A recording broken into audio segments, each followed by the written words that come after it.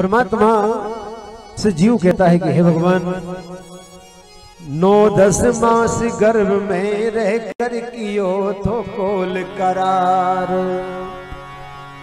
और 9-10 मास गर्भ में रह कर कियो तो कोल करार।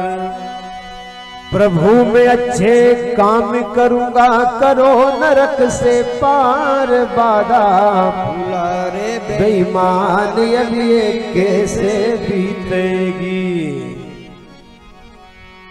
जीवन हमारा कैसे बीतेगा? जिस वादे को हमने किया कि भगवान तुम्हारा भजन करेंगे, उसको तो भूल गया इंसान।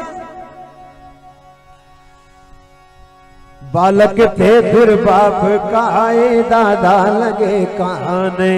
बालक थे फिर बाप कहाए, बाबा लगे कहाने। थोड़े ही दिनों में इंसान की उम्र कैसे बीतती जाती है।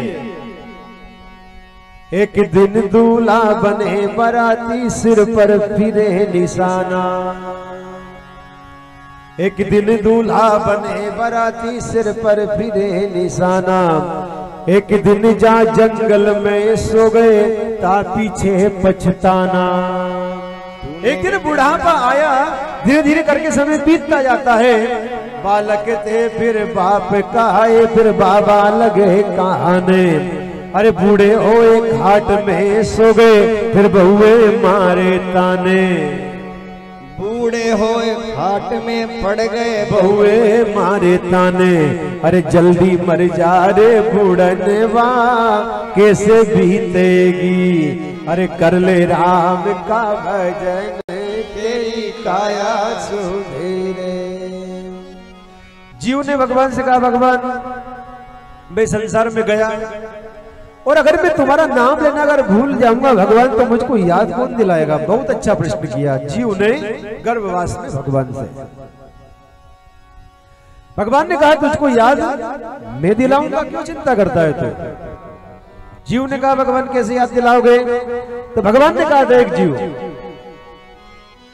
जब भी कहीं भगवान के मंदिर में घंटी सुनाई दे तो ये समझ लेना मैं तुझको याद दिला रहा हूं। जब भी कहीं से तुझको कथा का, भजन का, सत्संग का निमंत्रण मिले तो ये समझ जाना कि तुझको मैं याद दिला रहा हूं। सब बुरे कर्म छोड़ करके मेरी शरण में चला, तेरा उद्धार हो जाएगा। भगवान ने तो जो वादा किया उसको भगवान निभा रहे, हर जीव को याद दिला रहे भगवान। रोज सुबह शाम मंदिरों में घंटी बज रही है, रोज कथा का, सत्संग का निमंत्रण आ रहा है इंसान के पास। लेकिन अब जीव अगर नहीं समझता है तो उसमें परमात्मा का कोई दोष नहीं है, उसमें भगवान की कोई गलती नहीं है, उसमें इंसान खुद ही अपने बुरे कर्म की ओर चला जा रहा है।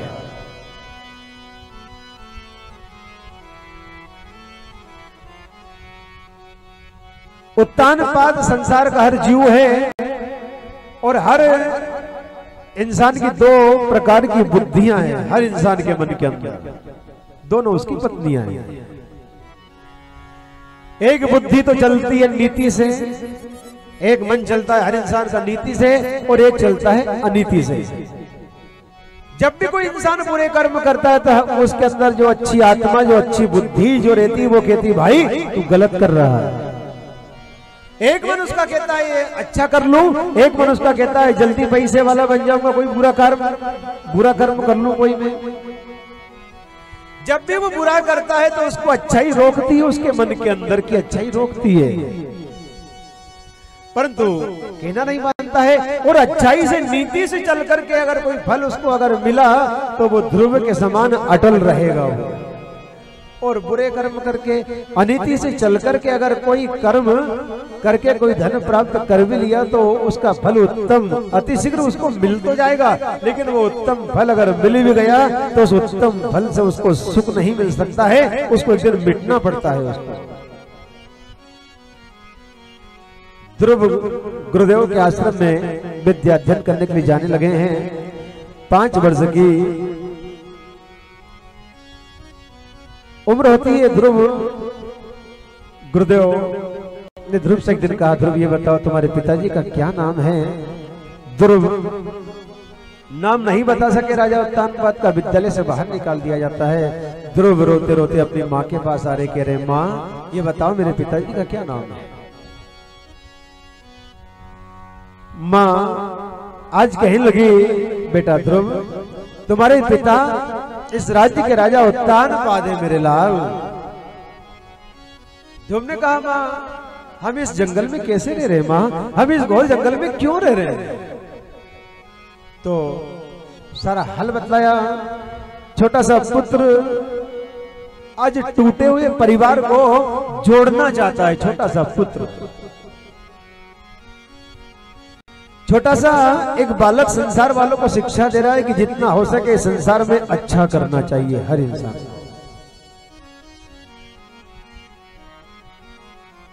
अगर हो सकता है तो किसी के लिए भोजन की थाली लगा करके दे, हो सकता है तो किसी के लिए आसन बिछाए, किसी के बिछाए हुए आसन को हटाए नहीं, किसी की भोजन की लगी हुई थाली को दूर नहीं करे, हो सकता है तो किसी का सम्मान करे, किसी को सुख दे, किसी को दुख नहीं दे। अपनी वाणी के कारण किसी का सम्मान होना चाहिए, किसी का अपमान नहीं होना चाहिए। अपनी वाणी के कारण किसी का घर बसना चाहिए, किसी का घर बर्बाद नहीं होना चाहिए। सबसे बड़ा यज्ञ है, सबसे बड़ी सेवा है अगर आपने अच्छे वचन बोल लिए तो। और जिसने अच्छा बोलना नहीं सीखा तो ये समझ लो उसका जीवन बेकार है। जो अच्छा बोल नहीं सकता, जो मीठे वचन नहीं बोल सकता है, वो जीते जी मरे हुए इंसान के समान है। कौए ने एक बार कोयल से कहा, मेरी ऐसी इच्छा रही कि मैं इस गांव को छोड़ना चाहता हूं। कोयल ने कहा, क्यों? कौए ने कहा, मैं जहां भी जाकर के बोलता हूं लोग मुझको पत्थर मार करके उड़ा देते हैं, कंकर पत्थर मार करके उड़ाते हैं। तो कोयल ने कहा, दूसरे गांव में तुम्हारा सम्मान हो जाएगा? कहा, हाँ बिल्कुल सम्मान होगा। तो कोयल ने जवाब दिया, जब तक तुम ये काऊ काऊ करना नहीं छोड़ोगे तब तक जहां भी जाओगे तुमको पत्थर ही मिलेंगे, कहीं भी सम्मान नहीं हो सकता है। जब तक इंसान अच्छे वचन बोलना नहीं सीखेगा, जब तक अपनी वाणी के स्वर को नहीं सुधारेगा, तब तक वो कहीं भी चला जाए उसको सुख नहीं मिल सकता है, उसको सम्मान मिल नहीं सकता है। सबसे बड़ा भजन है अपनी वाणी के स्वर को सुधारना है। 32 दांतों के बीच में जब जीव रह रही है तो चतुर तो है भैया। 32 दांतों के बीच में जब जिह्वा रह रही तो बहुत चतुर है। राम नाम लेने की कह दो तो जिह्वा मुंह में ऐसे हो जाती है जैसे कोई मर गई हो, और कोई भोजन का काम हो तो जिह्वा तैयार है भैया। किसी की चुगली करने की कह दो, 2 बात जोड़ के, किसी की निंदा करने की कह दो तो भैया 2 बात 4 बात और जोड़ के। और क्या कहते भैया, अपन तो बिल्कुल खरे बोलते हैं। खरे भैया, खरे बोलने की जरूरत नहीं है, भगवान का नाम बोलने की जरूरत है। खरे बोलने से भगवान नहीं मिलेंगे, भगवान का नाम बोलने से भगवान मिलेंगे, नाम लेने से भगवान की प्राप्ति होगी।